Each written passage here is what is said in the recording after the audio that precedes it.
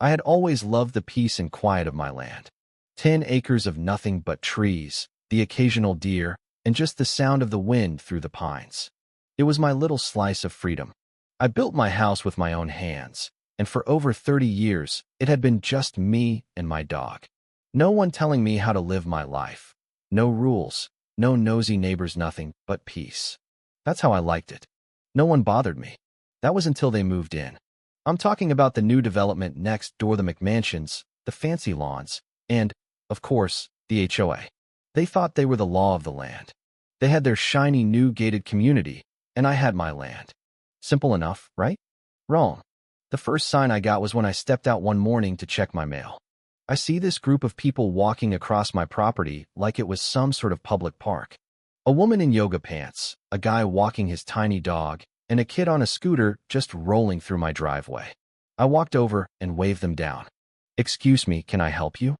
The woman in front turned around, gave me a smile like I was some confused grandpa. "Oh, we're just taking the new community shortcut," she said, like I should know what that meant. I raised an eyebrow. "Shortcut?" "Yeah, the HOA decided this path is the best access to the park. We've been using it all week." I looked around. They were on my land. My private driveway. This was ridiculous. "No," I said, folding my arms. "This is my property. There is no community shortcut." She laughed, actually laughed like I was joking. "Oh, we already discussed it at the last HOA meeting," she said. "It's been decided." "Decided by who?" I asked, a little more forceful this time. "The board, of course," she said, brushing me off like I was a nuisance. I couldn't believe this. "I don't care what your board decided. This is my land, and unless I sign something, your HOA has no say over it." Her smile tightened. "Well, you're not being very neighborly." I leaned in. "I'm not your neighbor. I don't belong to your HOA." That was it. I knew they weren't going to back down. These people were entitled, thinking they could do whatever they wanted just because they lived next door. I watched as they walked back to their neighborhood, whispering amongst themselves. The next morning, I got the letter. A bright red envelope. I opened it, already knowing what it was going to say. It was a notice of non-compliance, basically telling me my property was now subject to HOA regulations, and if I didn't comply, they'd take legal action. I laughed, not because it was funny, but because it was so absurd. These people were delusional. I didn't even wait. I marched straight to the HOA office. I kicked open the door and slammed the letter on the counter. "Who the hell wrote this garbage?" I demanded. The woman behind the desk, Gage, just looked at me through her thick glasses. "If you're here to dispute a violation, you'll need to file an appeal with the board." "I don't belong to your HOA," I said. "There's nothing to appeal." She pursed her lips. "Oh, you must be Mr. Carter." I knew they'd been talking about me. Before I could say anything, the door behind me opened, and in walks Margaret Whitmore, the president of the HOA. She was dressed in a power suit, all smug and overdressed, the stereotypical HOA boss. "Mr. Carter," she said, her voice dripping with fake politeness. "I was expecting you." I didn't sit. I crossed my arms. "What's this about my land?" Margaret let out a dramatic sigh, like I was being unreasonable. "The HOA has decided that your land should be part of our shared community space." I blinked. "You decided?" She smiled, all smug. "Yes. We had an emergency vote and annexed your property into the association." I stared at her. "You annexed my property?" She nodded, smug as ever. "Yes, and now you have to follow HOA guidelines. That includes allowing residents to use the walking path and paying monthly dues." I just stared at her for a solid 5 seconds before bursting out laughing. "Yeah, you actually think that's legal?" I asked, still chuckling. She clenched her jaw. "You can't just refuse. The community has spoken." "Well, let me be clear," I said, leaning in. "I've spoken too. And the answer is no." Her face turned red, and she sputtered. "You can't just refuse." I turned to leave.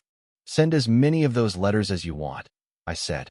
"They make great kindling for my fire pit." As I walked out, I wasn't stupid. I knew they wouldn't back down. They had no idea who they were messing with. So, I installed cameras around my property. And 3 nights later, I got an alert, motion detected. 3:42 a.m. I checked the feed, and my blood pressure spiked. There they were, 3 HOA members sneaking onto my land with stakes and signs. They were hammering new signs into the ground community walking path, access only. I grabbed my shotgun, not because I was going to shoot anyone, but because it was time for them to learn what a rail warning looked like. I stepped outside, barefoot, in the cold grass, the shotgun resting casually over my shoulder. Margaret was there, still giving orders, like she owned the place. I chambered around. CHCK. They froze. Margaret turned around. Her smug smile evaporated the second she saw me. You lost your damn mind, she screeched. I took a slow step forward. I could ask you the same thing. The other two members started backing away, but Margaret held her ground. You can't just wave a gun around like some lunatic, she yelled. Oh, I sure as hell can, I said. This is private property, and you're trespassing. One of them tried to de-escalate. Look, let's not escalate this, he said. I glared at him. You think this is escalation? I pointed to my cameras. I have every second of this recorded. You all just walked onto my land and started putting up signs like you own the place. Margaret crossed her arms. This land is for the community. You can't just. I fired a warning shot into the air. She nearly hit the ground screaming. The other two took off running. I lowered the shotgun. You were saying? She was panting, clutching her chest like she was about to faint. You're insane. I'm calling the cops. Good, I said, because I'm about to do the same thing. I stepped back toward my porch, grabbed my phone, and dialed the sheriff. By the time they showed up 20 minutes later, the HOA was gone. I handed over the footage and filed trespassing charges against Margaret and her little HOA goons. The sheriff chuckled. Damn, Carter. I told you they'd pushed too far. I nodded. And now it's my turn. The next morning, I was sipping my coffee, feeling pretty good about the previous night. But I knew it wasn't over. Margaret wasn't the type to walk away quietly. And sure enough, 20 minutes later, I saw flashing red and blue lights pulling into my driveway. I sighed. Here we go. Two deputies stepped out, and who else but Margaret Whitmore came stomping out of her Lexus, finger pointing straight at me. That's him, she screeched. That's the lunatic who threatened us with a gun. Arrest him. I folded my arms and looked at the deputies. Deputy Harris sighed and gave me a look that said, I knew this was coming. We got a call about a gun being fired on your property last night, he said. Margaret cut him off. Not just fired. He shot at us. He nearly killed us. I raised an eyebrow. Huh, that's interesting. She smirked, thinking she had me cornered. I turned to Harris. You want to see the footage? Margaret's face dropped. Harris scratched his head. Figured you'd have some. I gestured toward the house. Come on inside. I pulled up the security footage. The deputies watched as the footage clearly showed Margaret and her HOA members trespassing, me confronting them, and then firing a warning shot in the air, not at them. Harris sighed. Well, that clears that up. Margaret's face went red. But, you saw he had a gun. He threatened us. Harris crossed his arms. No. What I saw was you and your HOA trespassing on private property. Margaret's mouth opened and closed like a fish. Then Harris pulled out his notepad. Actually, Carter, do you want to press charges for trespassing and harassment? Margaret choked on air. What? I leaned back in my chair. Yeah, I think I do. Harris clicked his pen. All right then, ma'am. I'll need you to come down to the station for questioning. Margaret looked like she was about to faint. She stormed back to her Lexus, red with humiliation. I stood there, watching her leave. I'd won, and she had no idea just how much more was coming. 2 weeks later, I got a letter. HOA versus James Carter civil suit. I actually laughed out loud. She was suing me for endangering the community and brandishing a weapon unlawfully. But if she wanted a court battle, she was going to get one. I showed up in court, cool as ever, while Margaret was practically foaming at the mouth, sitting with her smug lawyer. The judge looked over the case, rubbing her temples. So, HOA, she said, you're claiming that the defendant is a dangerous presence in your community and that his land should be incorporated under HOA jurisdiction? Margaret sat up straight, all dramatic. Yes, Your Honor. He's an armed man living right next to our peaceful neighborhood. He refuses to follow the rules and even threatened board members with a gun. The judge raised an eyebrow. Mr. Carter, I smiled.